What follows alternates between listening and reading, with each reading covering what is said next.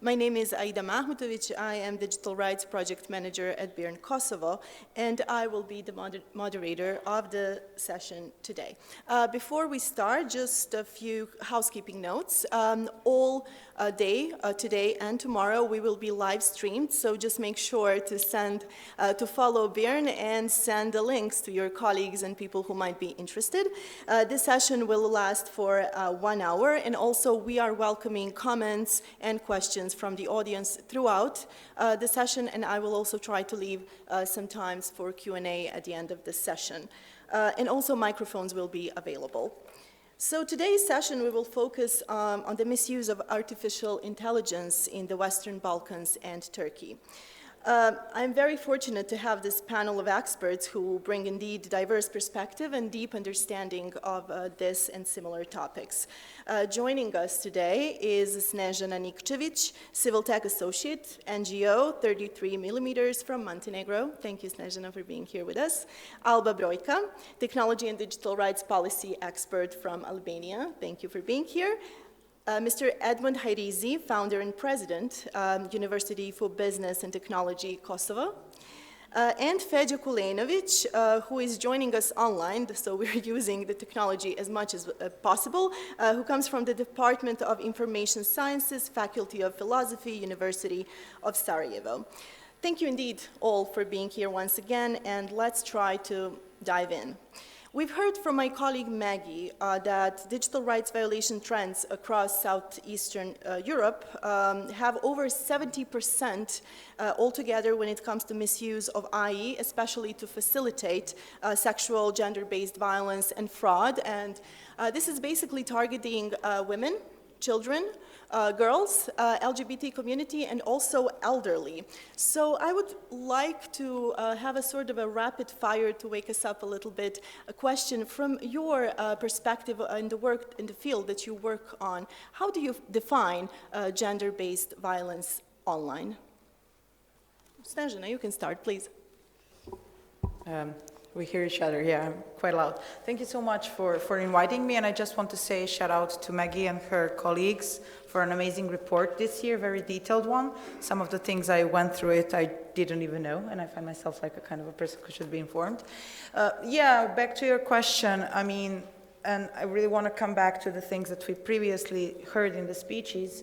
As the previous speaker said, technology is a part of our daily lives, so one of the things that I'm always saying is we should just stop communicating it separately, and we should just start communicating as something that is actually a part of our daily lives. So this is a part of everybody's conversation, not just us who are in this room, meaning that we utilize all of the same infrastructures and institutions and decision makers and all of these stakeholders that we are mentioning, because more often than not we see that, you know, people are just, they're dealing with the technological questions, they're dealing with technology, regardless, AI, fintech, and whatsoever, which brings me to the answer to your question, because, I mean, gender-based violence online is something that is actually the extension of what is going on offline. In offline spaces, the technology itself just extends the impact, it adds to the speed, it adds to the variety of the things that, unfortunately, so we can do online. It adds to the amplification of the consequences, and it adds to the fact that we do not have enough capacities to deal with it. So that is something that I would really like to emphasize, because it's, whether online or offline, based on the power imbalance or like a different kind of discrimination, either misogyny or homophobia or transphobia or different kind of discriminations when it comes to this. And there was one research last year that, I will not go into data, but it was a large percentage of videos that were AI generated that were actually targeting women and girls and used to create explicit content. And I'm going to just stop it here to make it a rapid question, rapid answer one. Thank you. Mr. Hajrizi, please.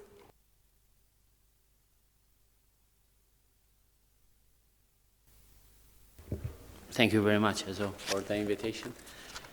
Yeah, the AI, it's increasing the human productivity for good and for bad.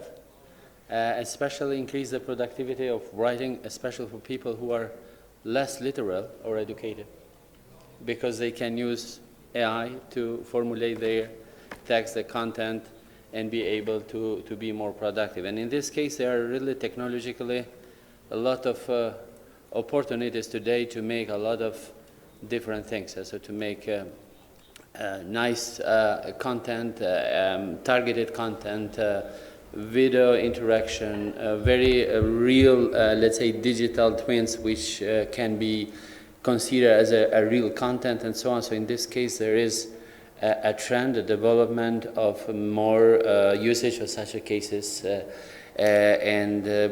yeah, this is what we see in Kosovo. We have quite a large integration, young population with access on internet, and this is as a very good opportunity for moving forward, but as an opportunity for people who wanted to be unethically to misuse and to have some direct point. This because this technological development, it's much faster than the framework, legal framework, strategies, organization, harmonization, pacts and everything we are talking. This is, let's say, in a slow motion rather than the others are doing. And they find this gap and they misuse this, and we are not able to react faster as we should. And for this reason, we have victims and we have really things that we should not have. I think this we can talk a bit more maybe in the next level or next topic. I will ask you and colleague Feđa later about the role of academia and how much you are invited or not, but we'll talk about that later. Alba, please.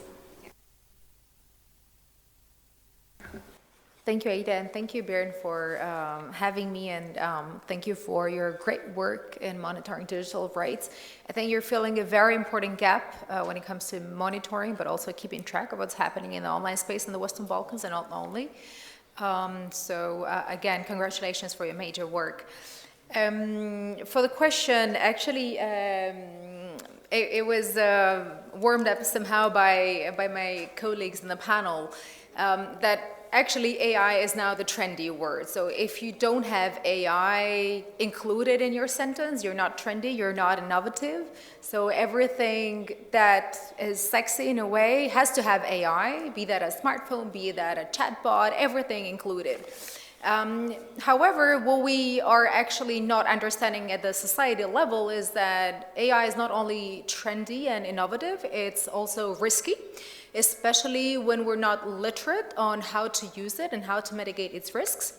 And I think the problem here is that the more the technology becomes available and the better the technology becomes, the higher are the risks coming from it. Because first of all, if deepfakes were very much, problematic or not fine-tuned a year ago, where you would have, a hand with 2 fingers and maybe a person with 3 legs, so it was very easy to spot that that was a deepfake. The technology actually has gotten so better that we are in a huge difficulty of telling a real image and a fake one.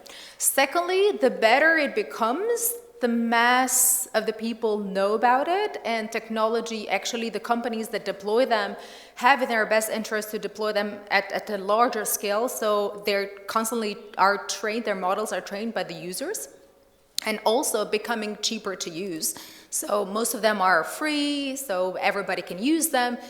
And here the real problem starts. So they've gotten better, they've gotten a massive use, and what we end up is that we end up with how we call them unintended use of this technology, henceforth misuse. Unfortunately, the trend of gender-based and sexual-based violence is actually a mirror of what happens in the society.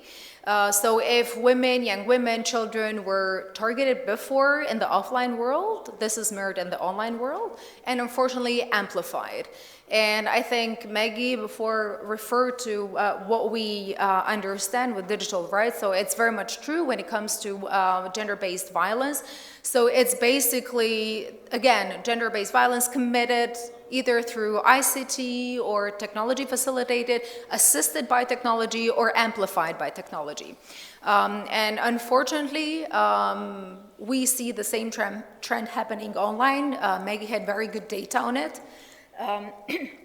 Excuse me, just to refer, it's maybe a little bit old now, but in 2021, in a datathon run by UN Women in Albania, 41% of women in Albania were victims of technology-facilitated gender violence. So if this was the data in 2021, I'm very much worried what's happening in 2025 when especially deepfakes have gotten so much better. And when there is no control of who uses them, there is no control from the platforms to actually limit when they see this huge misuse. We have legislative gaps, we have institutions that need to be actually empowered in terms of competences and capacities. And I think this is just the tip of the iceberg that we need to address, but I'll cut it here because we have a whole panel. Thank you so much. Before going to Feđa, please make sure that if you want to put forward your understanding of digital-based violence online, I will give you the opportunity after Feđa. Feđa, can you hear us? Yes, hello. Hi, Thank you Feđa. for having me digitally. Thank you for joining online. The magic of technology, I guess. Please, Feđa, join us in this conversation from academia, but I also know activist and sort of feminist perspective as well on defining gender-based violence. Yeah, I mean, it's hard to add anything to what my previous colleagues and speakers have said, but it is indeed a misuse of technology, and that's an important thing that amplifies mostly the harassment, coercion, or abuse. And there lies there's a problem that even in academia we cannot find a common ground in what it envelops, especially in terms of information science that I deal with, which is an interdisciplinary science as such. But I would say it is important to talk about it. We at the University of Sarajevo, there are some elements of classes, but also policy making that try to address it. Unfortunately, I think we have to do more to make our students, first of all, but also my colleagues at the university, aware of these issues and how they can disrupt lives and what they envelop. Because the sexual violence in let's say pre-digital time was even then very limited to how it was understood. Now with technology amplification, I think we also have a very narrow field of understanding what is this kind of violence and what it produces as an effect, not only for the survivor of this violence, but also for the entire society. And I think we need to do more in networking as an academia and activist element of our society to try to create better campaigns, but also include some of these issues in our classes.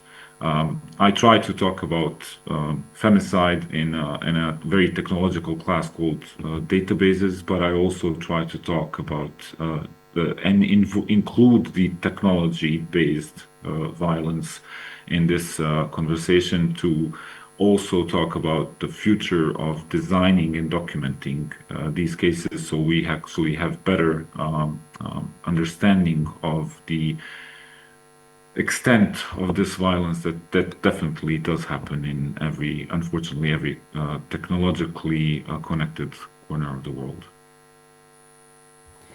Thank you, Feđa. Audience, anyone would like to add something or agree or disagree? Okay, we can go next. Feđa, I will quickly go back to you now that the line is clear. Basically, artificial intelligence enables voice cloning, fake customer service agents, highly convincing deep fake scams. How are citizens being targeted, and what are the best early warning systems that could help? You started with a really difficult question first. I'm not. My concern is that we will start not trusting ourselves in any case. So there are early warning systems in that we need to find a way to better tag these kind of products and also limit the access to these products.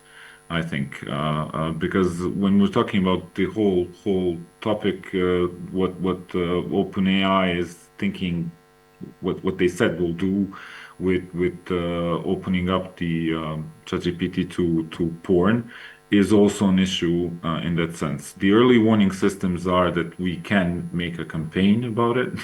We can inform citizens of the possibilities, but also teach them how to recognize them. Unfortunately, even if they recognize this, I'm not sure this will help, because we need to work with the government to have better protocols of communicating.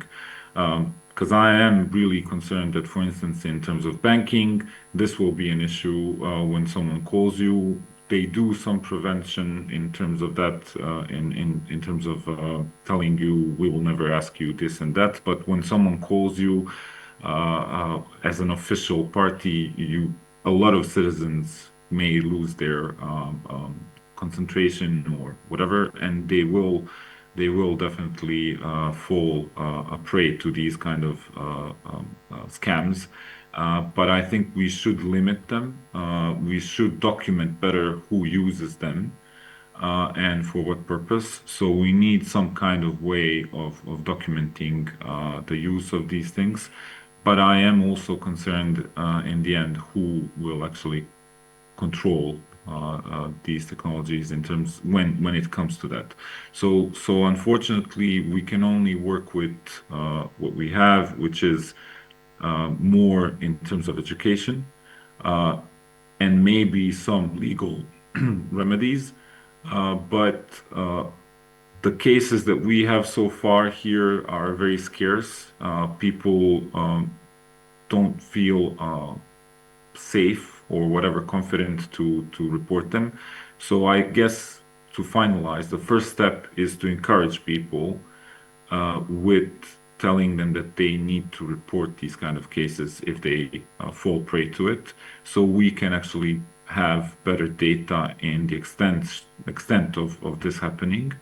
I know of the cases that are maybe less of an issue now in terms of financial consequences, but some of the TV anchors of the National Broadcasting Service, female anchors, their recordings have been misused and their voices were cloned to spread disinformation, and this in that sense is some form of violence that we are talking about, and that's one of the cases that wasn't widely reported.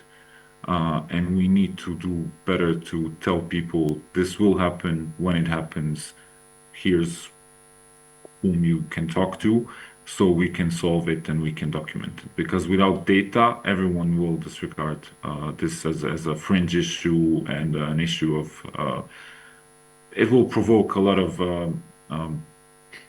segregation because we believe that we are not that important, but unfortunately these cases will arise, and I don't want it to be a case where someone will commit suicide because of this. Thank you, Feđa. While you were talking, in our panel, and both the audience was nodding heads a lot, Snežana and Professor, I saw you, if you want to add something, Snežana, because I saw you very eager to add. No, I mean, I completely agree with Feđa on this one, but for me, when talking about this kind of stuff, like warning system and whatnot, our institutions are not dealing well with like less developed technologies when it comes to this. So for me, it's always, I'm on the field a lot. I work a lot on the ground. I work a lot with the people. And the reason why I mentioned the already existing systems before is because I do believe that like there are certain things that we can utilize. For example, hotlines, support centers that already exist, that we can extend these sort of mechanisms to them, which brings me to what Feđa was saying, educating, of course, empowering people who are already on the ground working with people, because you have two things. First and foremost, you have decline in actual trust into what institutions are doing. Secondly, and also following up on what was said at the report, we are often seeing that, unfortunately so, the institutions are not our best friends when it comes to the technology itself and its safeguards that are already existing when it comes to the development of legal solutions and implementation and whatnot, or we are just like very good at writing laws and not very much in implementing them, which is a whole another problem. But to come back, we are mostly always reacting. Rarely we are proactive in things, which brings me to the example of cybersecurity attack. Like after there was this huge paralyzation of public administration, everybody started talking about cybersecurity. And of course they then like rapidly started developing things. Education, yes, but I think it really has to come from different stakeholders. I mean, stakeholders, these are also like, for me, they're buzzwords. Like people who are in this room, who are having conversation with other people, who are working directly with the communities. Because what we are lacking from the policy level, and this is something that we as civil society can do, is basically also working with journalists. For us, especially when it comes to the digital rights, civil society organizations, and I'm speaking for Montenegro right now, do not have the capacities to actually follow up on all of these topics. This is such a complex topic, and I often say, just because I'm dabbling a little bit in digital sphere, doesn't mean that I'm going to be good enough to cover DSA, DMA, AI, cyber, fintech. You know, people are just calling us because there is a small number of people who are dealing with this. And then when I see that I know 80% of people in the room, we are already in a bubble, and we are supposed to talk about this, because that's also an early warning system that this information has to spread like even more. So I would just go back to really thinking on police officers. What are the units that we can talk to there? What are the units that we can talk like on a local level, which is a whole another issue, because whenever we are talking about these developments, it's mostly like national level, and with ministries more or less you can have certain conversation. Or if you're talking with a capital, people in the capital, for example, when I go to Podgorica, it's a completely different thing than going to Rožaje or Ulcinj and the seaside. So the level of these are also the gaps that are influencing, because we are talking about vulnerable groups constantly. And I know for a fact, because I live 7 kilometers from the city center of Nikčević, you don't even have the basic conditions sometimes, because when you have a bad weather, I don't have electricity for 3 days. So we are still talking basics, and I always have, and I'm going to wrap it up with this, whenever I'm in these conversations, I feel like we are living in a split reality, because when it comes to the AI, at least, we have one sort of community, which is mostly IT startup community, academia community, which is very developed in Montenegro, talking quantum, talking supercomputers, talking AI, massively using AI. And on the other hand, when I go to the field, I see a lot of low-level digital literacy kind of conversation, a lot of scams, because people are prone to them, because people are like, you know, it sounds good, that must be true.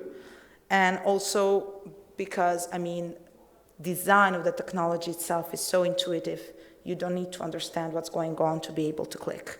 And I think that's also one of the things that we should work on, because this is something that we can do from what we already have. And I'm going to wrap it up here. While continuing, Professor, please, I just also want to add that we've heard we are in 2025, and women and children, especially girls, have been targeted since we know. What is it about women and women's body that is so interesting with the development of technology that is always targeted with technology? So if we can just include that a little bit, would be interesting. I mean, I'm not sure that I can answer on that one, but I would just say, just extends, as I said previously, on what is going on in offline spaces, and the fact, I mean, smash the patriarchy. This is what I'm going to say.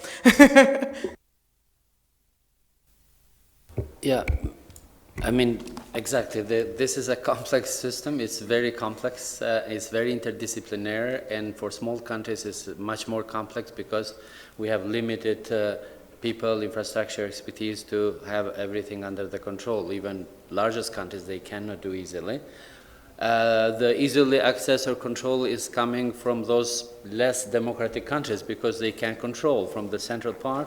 They can put everybody under the control and surveillance, and then based on their ethical positioning, political positioning, they can be positive or negative. So this is another political threat for citizens and democracy. But from our side, where we can put it so in the middle and have a kind of liberal approach, I think one thing which should come to much faster in the mindset is to have an ecosystem of cooperation. So all stakeholders should interact, harmonize the policy, the strategy, the action in order that we can have more success. I think for us it's much easier because we have in front of the European Commission. They have already worked and designed a lot of, let's say, good frameworks where we can validate our development. So in this case would be, I would say, for designers or policy design and organization design, it's much easier to come on faster track to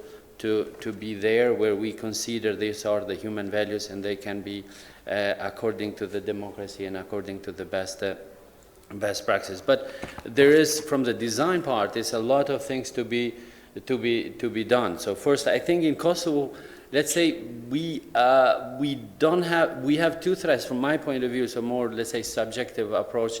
It's one is that this hate is spread in the social media for political reason or for hating or something. Bullyism in the sense of trying to use faster this social-based learning approach where people wanted to attack not physically but more let's say digital-based in order that you get from me something which is worse.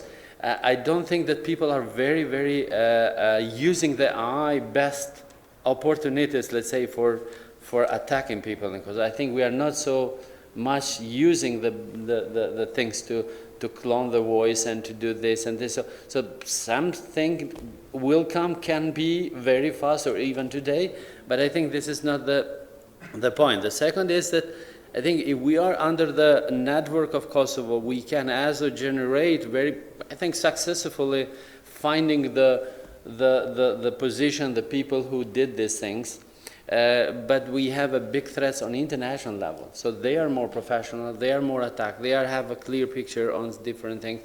And I think for this reason and especially if they are coming from non-democratic countries, then you don't have the IP, you cannot have the location, you don't have a cooperation between countries, no acts and so on. So I think in this format, there is still a huge gap. And then we come to the organization level. You know, from the cyber part, we have much easier this computer emerging response team. So they are a clear picture how you have to organize your response to prevent or to correct or to follow. This is on national level, this is on organization level, but most of the organization still does not have in functionality. The same is as for AI CERT concept. So it should be an AI, let's say, areas where people can follow, they can see the reports, they can see the risk. And then there is a network of CERT. For example, in CERT we have a first. The first is let's say US based, but globally, where all trusted CERT are member there. And if CERT from Montenegro and CERT from Kosovo see the threat, they report us and we can prevent if something else. So the same should come also on the level of AI and hating and all those things. So we have to create a network of trusted points, organizations of systems, and then we can interact so that we really can have a kind of trusted platform where all people can then confirm, oh, this is trusted, this is really trusted, not a manipulation or there is a interest background of it. And I think this could be then bring more a voice, a message to those people that they will not have an easy access or approach if they do something like this. And then another side, from people point of view, more educated, more hygiene on AI usage, hygiene on cyber, on privacy, and And then quite as on ethics, to be honest, because a lot of these words are using because of of unethical approach that people they don't care, they make this, and then you spread this expression, the willing to hate people, which is as a something which have more forums like this or more other forums, so that people should have some self-responsibility not to express such a things. And then the third part, which has a lot to be done, is on the legal part, on justice part, where they have as of their system to be more active and to react faster on this part. So not select it and not to say, oh, it's too much cases, we cannot manage, we cannot control. I think this is true, but on the other side, for small-scale countries, it's, for my point of view, it's more easy to manage, to control, because then you have a bit less volume of population, and could be easy, but not as not alone, but as an integration. And as a university, we have a lot of responsibility. First, to educate people, to create new programs for it, study programs, train people, do research, and even being able to be part of the policy design with different stakeholders.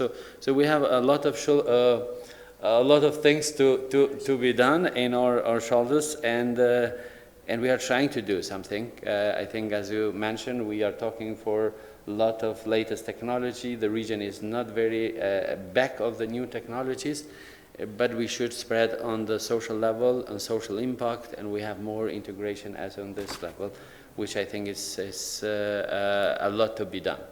Thank you. Thank you so much, and thank you for mentioning CERT teams. Indeed, I wanted to mention how, for example, Kosovo and Montenegro, Albania also, are really good practice examples of cooperation between CERTs, different sorts of CERTs. However, in the region, we do have challenges. For example, in Bosnia and Herzegovina, national CERT doesn't exist, and for the foreseeable future, I hope I'm wrong, but it doesn't seem that it will happen. So indeed, it would be really good in those terms also for the region to cooperate, because internet as such is borderless, and this is the only way that we can do.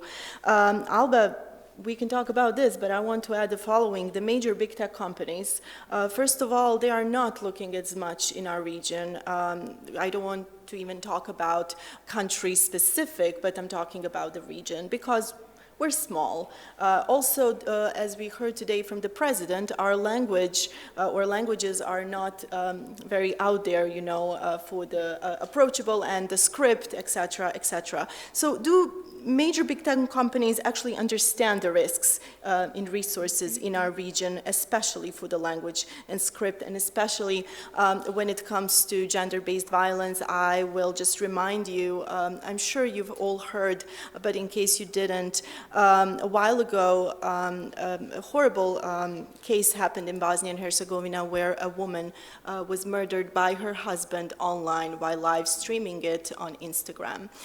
It took Meta over 4 hours to remove this video. It enabled people to share, to comment. We were appalled by the comments, that hatred comments towards the victim that we were able to see. Our institutions did not react properly, did not react fast. They had their excuses, which made no sense. So how do you see big tech companies? And I'm going to go with this also to Feđa, because I know that he also cooperates with some of the big tech companies. Thank you, Aida. A very difficult and very relevant question on the big tech. I think when we talk about digital rights violations, we tend to focus on the users and state violations, and not so much on private big tech, maybe because it's a little bit less visible in a way, like we don't notice it in every day, so it's not in our mind. However, if we would have to point a finger, I think we would have to point it to the big tech, because first of all, they created this space, and for profit making interests, they purposely have as less regulation. have less capacities in markets that they don't have any big interest, and therefore leaving users a lot exposed to all types of violations committed by either state in terms of surveillance or gathering of data, either of other users, as we mentioned with the deepfakes, and of private tech companies themselves by gathering data on users. Now, in terms of the Western Balkans, what we notice, first of all, is they do recognize the problem. They're not willing to interact. From different studies and research, the contact of either public institutions or private data authorities with the big tech is very small contact to no contact. Even when there is contact, the willingness of the platforms to act is either very slow or there is no willingness at all. You mentioned the case with Bosnia. So that's partially because of how our governments work and public institutions work, and partially because of how private companies work and think. And second, let's say, argument for that is the market. We have to talk their language.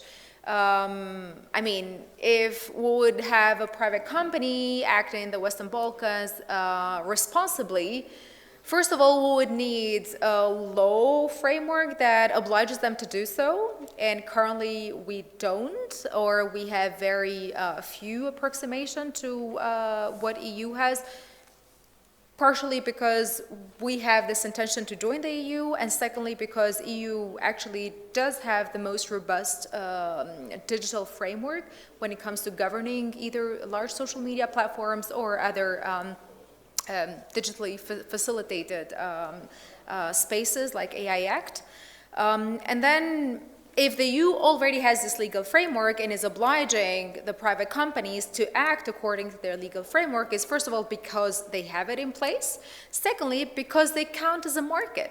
I'm just mentioning some numbers here. So for example, EU has 59% of its population, a population of 447.6 million, which are social media users. And for indication, we have 1.41 million social media users in Albania, which counts 50% of the population, or Montenegro, 410,000 social media users, or 64% of its population. So if we count what, like 2 million population of Albania and Montenegro together against like 447 million in the EU, it makes a difference. So if we want to actually induce the private platforms to cooperate either with the public institutions or act more responsibly, we have to think of the regional cooperation also in economic terms, also in market terms. So if we would have, let's say, for example, maybe a coordinated agency that mediates the communication with the private companies to do more content moderation, to actually recognize the languages, and to flag or constantly update its, let's say, its terms of what constitutes a hate speech in the regional context, or to update its safety features for users, maybe it would have a different scenario, because the market would definitely count more as if we act separately as countries. Secondly, if we would have rushed in terms of approximating our legislation to the EU acquis, maybe also the companies would have also less, I would say, maybe costs in putting together, let's say, packages that would respond to a legally binding framework, because they already have it in place for the EU. So it would make sense to just apply to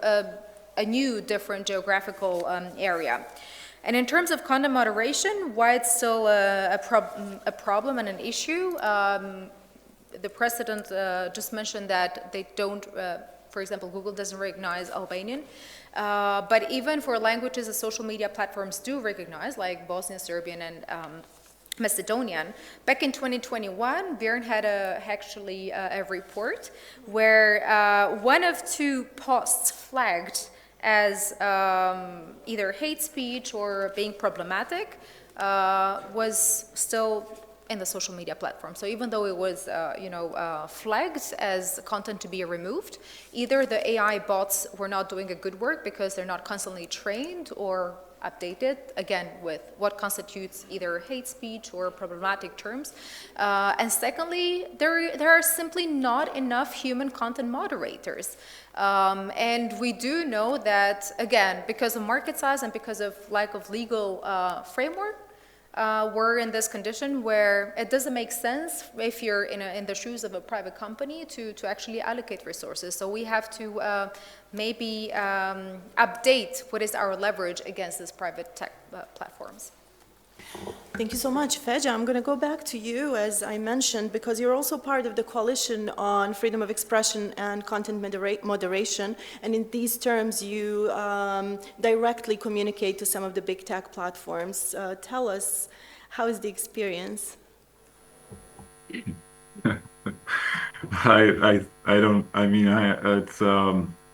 The experience has gotten worse, I think, in a sense of since the beginning of this year. But I have to say that even with the content that does cause issues in terms of information environment or could even harm the reputation of the social media, they don't always react quite fast. In terms of the experience I had with the media sector, it would take a while and it would require a lot of personal rapport to explain why and how this shouldn't have been removed and so on.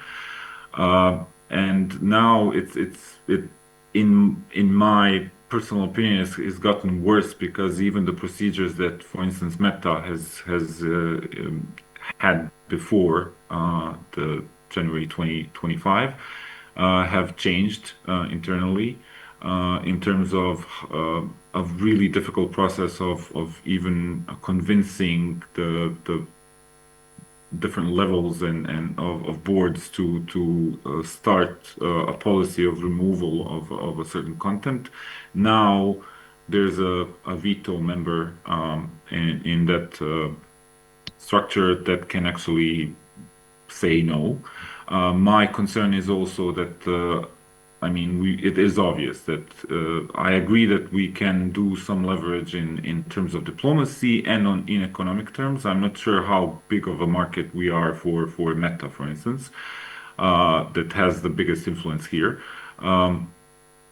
because we're sort of a piggy bank, and if we see the recently published concerning report on the fact that they disregarded all of their safety features in terms of content moderation in order to amass dollars for the AI, that even makes it like more concerning.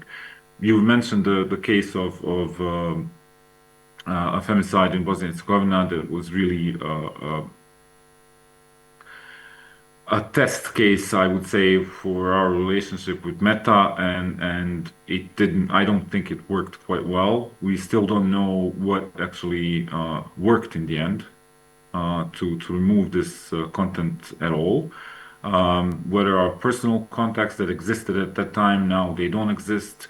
Whether a police intervention with their kind of ability to communicate with the network directly, and that causes a lot of issues because let's say that test case didn't work quite well, but we don't have a mode of actually implementing it.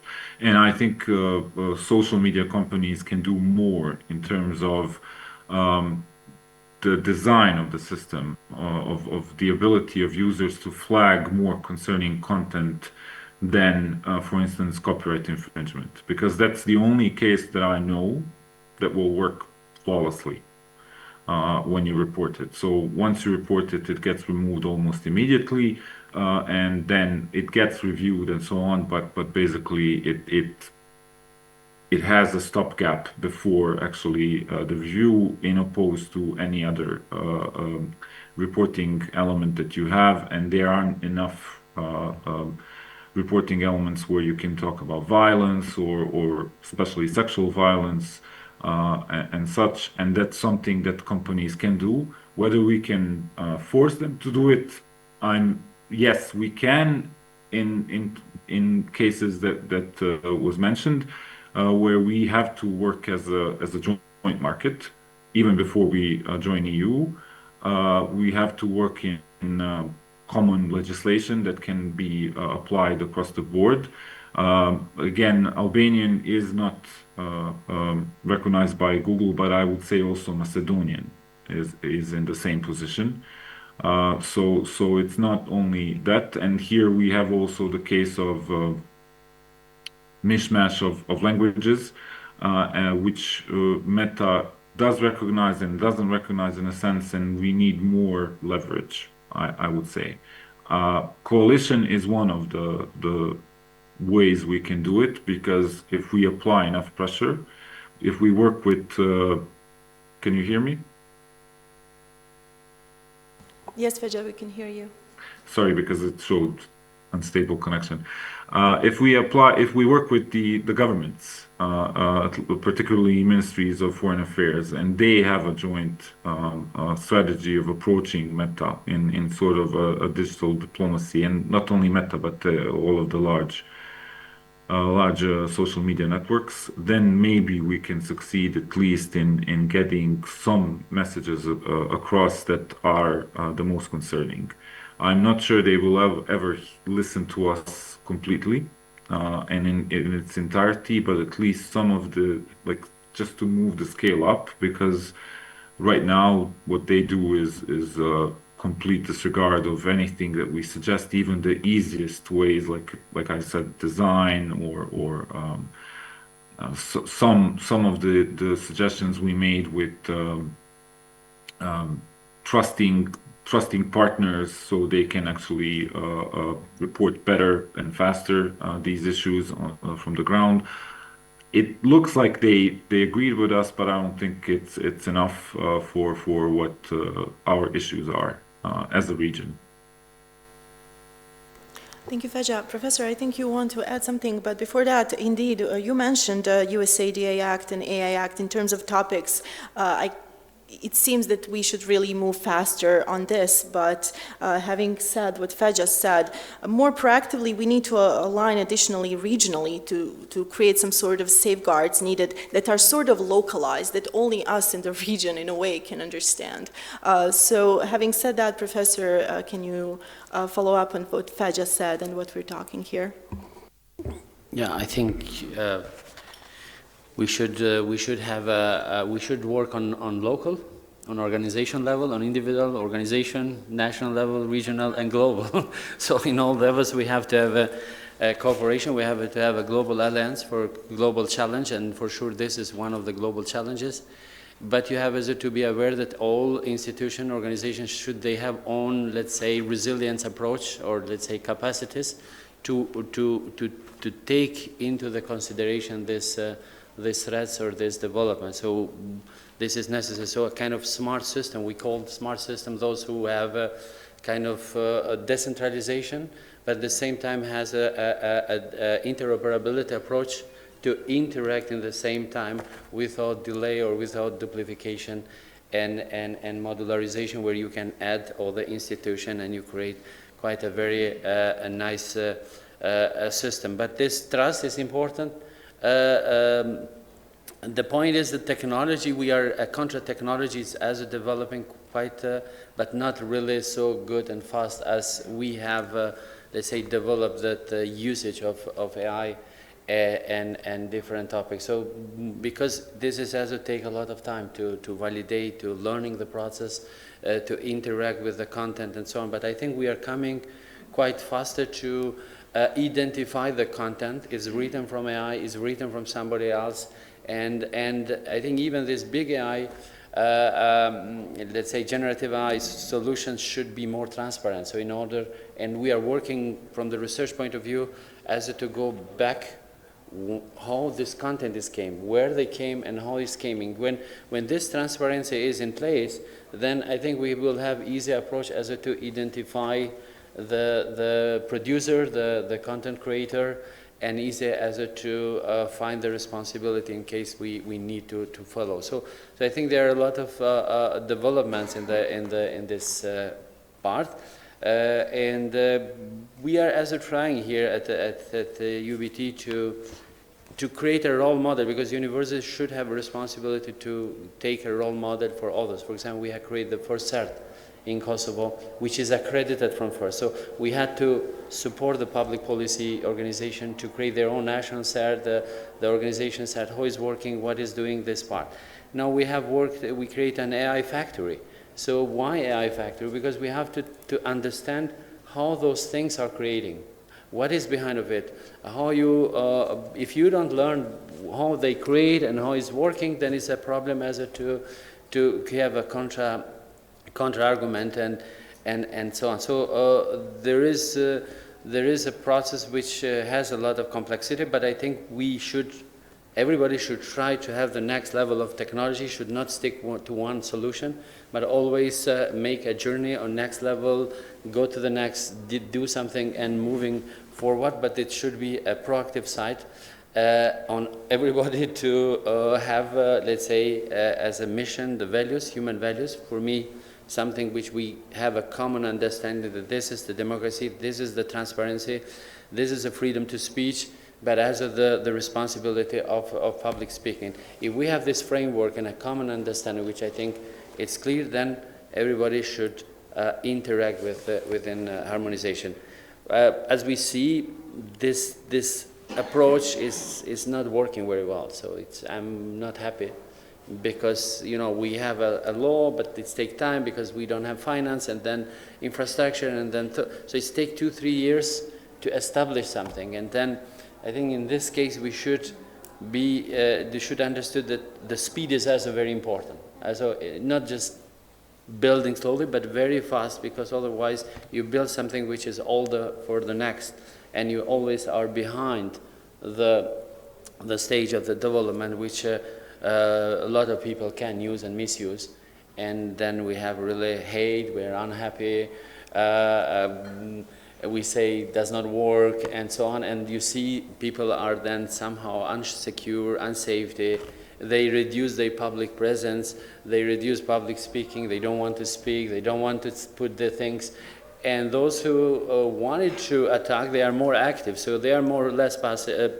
Let's say they are more passive, they are more active. So in this case, the entire network will be then with more kind of not very good part. What I see very interesting, and I'm not happy as well, is that people are using using AI for creating some professional content that they are experts. They try to talk for something which nothing is inside. And we have because they can misuse the people, especially in political elections. So they say, okay, we create smart city. We already have a smart city. We have already this. And people have a lot, they need a lot of time to confirm that this is true. So I think in this case, this is as something what I see a lot of people are misusing. They put it in place and they somehow confirm. So everybody said, we are having a great work, but most of the things are not working well. So if you go more detailed, if you go there, nothing is really great. So in this case, it's really very much needed for such a proactive sites like media did for fake news and deep fakes and so things that we have to leverage on, not only on some news, but an entire, let's say, knowledge in order to have a more, let's say, realistic and real assessment of those things, in order that people can be trusted on this, what is happening, and it's placed in the internet. Thank you. Thank you. It seems the more we talk, the more topics we're opening related to this topic. I just want to make sure, because I know a lot of you in this room, and I know how much and how in-depth you work on some of these topics. So if anyone has any question, any comment, yes, thank you. Thank you. Can you guys hear me? Whoa, okay. So my name is Kulenović, and I mostly work on, do research and write about gender-based online violence or technology-assisted gender violence, or whatever you want to call it. I just kind of would like to go back to what you were asking about. Why are women's bodies so interesting, right? When it comes to AI, when it comes to all of these different forms of digital abuse. I would just like to say, maybe just offer a statistic. I think a company named Sensity AI has done this research that showed that between 2018 and now, around 90 to 95% of deepfakes were non-consensual sexually explicit content. And in around 90% of cases, they were actually targeting women. So if we are just wondering, why is that so? I think I would go back to what Snežana was saying. Sorry, did I say your name right? Good. About the online space being an extension of basically the real life space, right? So I would say that all of these different patterns, all of these different things, different phenomena that we have are basically just being replicated online and maybe just worsened. I think in online space, we can easily see it maybe. And I think what's actually giving power to this is that women's sexuality is very stigmatized, that it's mystified, and that's something that's basically a weapon. I know right now, because this is what I'm working on, that there are women, there are girls who are contemplating suicide because there are images of them, there are videos of them, either real or AI generated, and they basically see suicide as the only option. And okay, now we are talking about the online space, but women are thinking about suicide because of these online, because of AI generated violence, because of digital recordings of them, but at the same time, there have been cases of women committing suicides because of village rumors. So what I think is that in order to tackle that, in order to minimize, because this will always exist, in order to minimize the effect of these issues, we as women and allies, I hope, need to speak more freely about these issues, need to step up, and need to take ownership over our sexuality, because I think that's a weapon that's being used against us. So thank you so much. Thank you so much for this comment. If you allow me, I will add that yes, indeed, women are fighting this battle, but women are also often at the trainings on violence against women, and women know what violence is. So we really need men and others to step up and to do this battle. I saw more hands. Yes.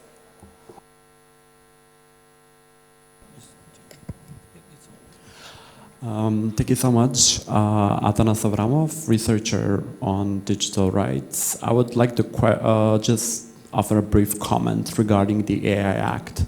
I've heard a lot about the transport of EU legislation in Western Balkans, but I would be very careful about the AI Act, for numerous reasons. Firstly, the scope is very limited.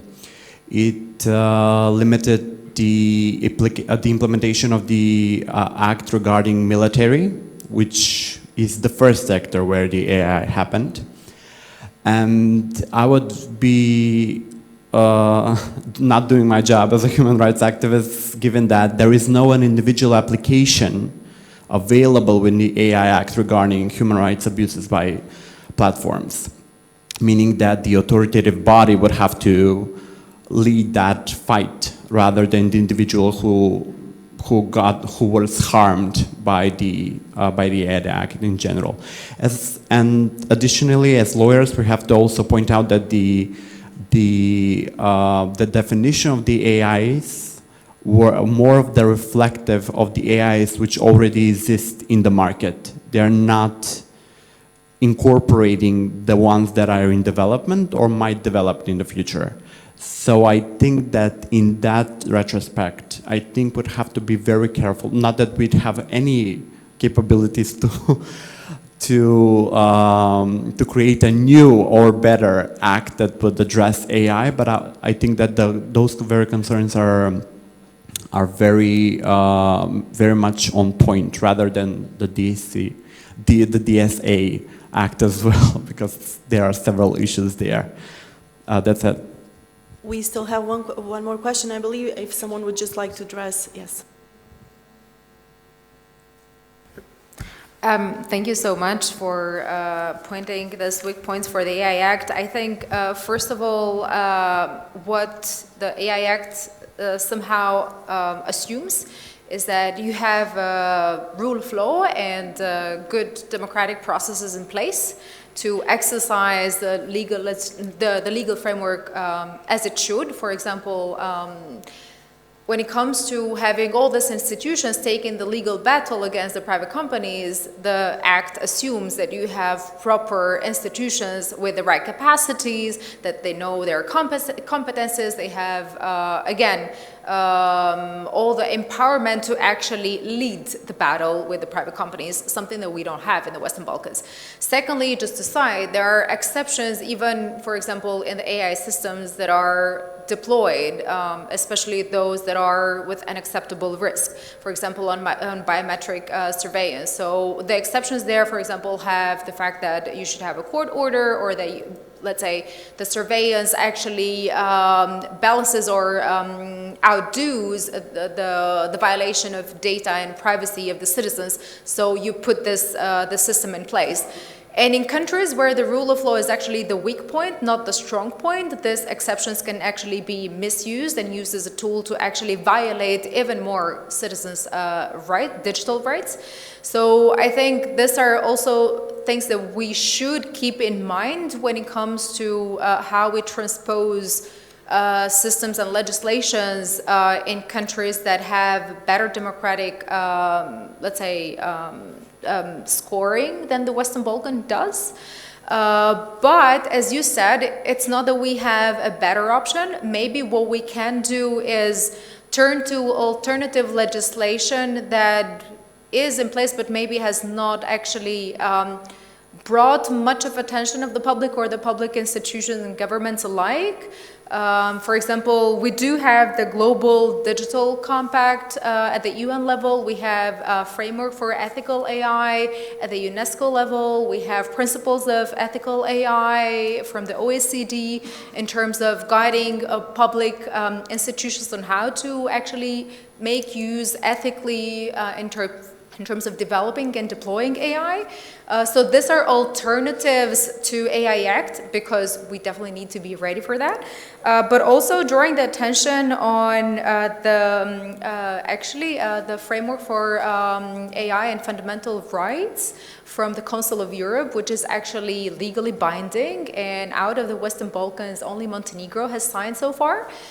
So this is also a call to action. There are definitely alternatives out there. Maybe why we cite more the EU framework is that our future relies on the European Union, and we should make ourselves ready to get there. But in the meantime, we can fill in this gap with alternative tools, either legally binding or not binding, but still to inform our decision-making, to inform our work as civil society, as academia, as human rights activists. So there are actually frameworks out there that help us in our everyday job until we make ourselves ready for, let's say, a more complicated legal framework such as AI Act. Thank you. I was just informed that we have 2 more questions, but we need to wrap it up just in order to be careful about the next sessions. Thank you. My name is Martina, and I work with the Macedonian Young Lawyers Association. And I want to speak plainly. AI abuse in the Western Balkans is already happening, and our systems are far behind. In North Macedonia, we already see deepfakes even among primary school students, and these cases are treated as privacy issues, not as a sexual abuse and digital violence. And this is unacceptable. Right now, our criminal code is being amended, and it will criminalize deepfakes, but if judges and prosecutors don't apply the law, it means nothing. Implementation is where we are failing, and the survivors are the ones who pay the price. And let's be honest, if social media platforms and we, countries of the Western Balkans, don't collaborate, we cannot say that our countries protect its users. That's why we need regional pressure, regional mechanisms, and a strong united voice asking for platform accountability. And I really like some of the steps proposed here today, but my question would be, what is the one realistic step that can be taken right now in order to ask for that platform accountability in our region? Thank you. Silver bullet. I suggest we take 2 more questions, but unfortunately this is it, and then we can try quickly to answer and wrap up.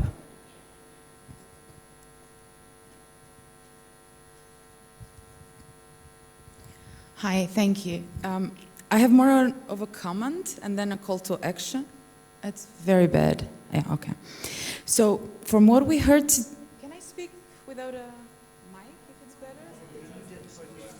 Ah, okay, sorry. So from what I've heard today, I have this impression that protection of human rights in the region has been transferred to civil society and media rather than governments. We talk about development of technology, innovation, startups. We have, I think, I don't know how many, every country has 2 or 3 AI, cyber, digital transformation, startups, summits happening every year, which to me is absurd. And I have a technical background. And I think that us as civil society have the duty to hold governments accountable towards this. They need to start taking action. They are the entities who are making laws, who are failing at applying such laws. So that is very, very important.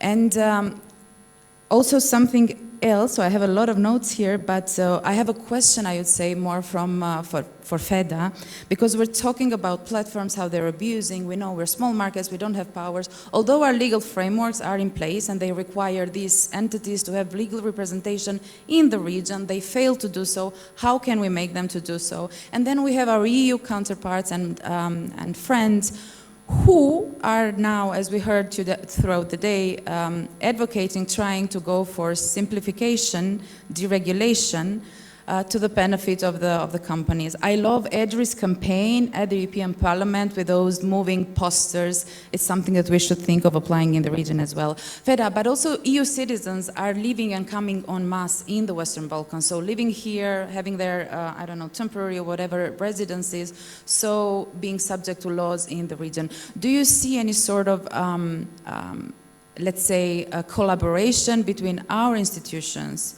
with EU institutions, so they can update, I don't know, frameworks. I don't have a legal background, but they can update something to include candidate countries, but also countries throughout the region, that these companies have the same duties towards EU citizens, but also citizens in the region. So this sort of a diplomatic, you mentioned the foreign ministry, but also it can go to other levels of a diplomatic representation to also go in line with the previous question, how to make this short-term to mid-term enforcement of applying and abiding to human rights protection in the region. Thank you.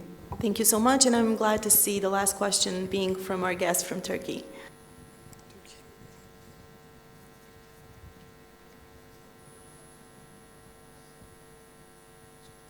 Thank you. Orhan Şener Deli Ormanlı from Turkey. So it will be a quick one. In Turkey, we experienced some deep fake usage, which was generally considered to be positive because it was the deep fake of the imprisoned mayor, Ekrem İmamoğlu. He was speaking with his supporters. It was his words, but obviously the face and the sound was synthetically produced. In this particular case, it seemed nice. I mean, many people considered it as a positive move because he is imprisoned and this was considered to be a pro-democracy move. But if you ask me, I mean, there are so many dangers, which all you are aware of. So I'm not sure if you are also experiencing, as far as I know, Pakistan also experienced something like that before. Probably you also. What should be done about it? Should it be categorically banned to use a politician's image, audio, synthetic? If you ask me, I mean, all synthetic audio and visuals should be highly, strictly regulated, maybe banned to most extent, but I'm a radical in this position. So what is your take, and are there any examples in your own countries? Thank you. Okay, so I suggest a quick sort of a tweet-long answers to these questions. You can decide which one you take. Okay, I'm gonna be a tweet long. I just wanted to offer a short answer to one of the questions here, saying that Montenegro actually last year, I think, criminalized non-consensual, my English is not Englishing anymore, I need coffee, of share of explicit photos, videos, etc. For now, I know that there are 2 cases being processed, but I do not, unfortunately, have a follow-up. I can offer one on that one. When it comes to the DSA, I feel like I really must quickly address this because Montenegro has a working group and we are working on alignment, and somehow we are already trying to figure out a way, and this is partially what Orchidea was also asking, how to actually make this extension to us as a EU candidate country, so we can discuss that more sort of after break, or whoever is interested, not to take up much time. But what I would like to wrap up with my speech here, because I just don't want to be politically correct when it comes to big tech. They just really don't care. They do not see Western Balkan as a region. They see Southeastern Europe as a region that they are like looking into, at least from my conversation.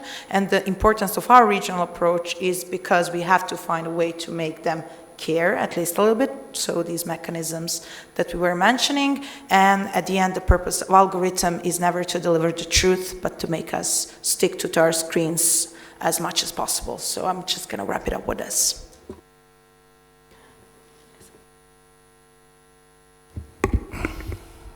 I think the future of the world will female. So we have a social transformation. There is more physical necessity for acting, so it could be that there is a kind of trying to attack some of those elements on the laws. But I think when I see the trends, we have really very good transformation as using female technology. For example, in our university, we have more than 52% of females are studying technology, which is very nice, very smart, and even when you see from graduation, it's a ratio 20 to 80 on female side. So I think you should use the power, the knowledge, and I think this will be the point now to move forward. About the EA Act, and it's not good and good, so I think we just should to act something.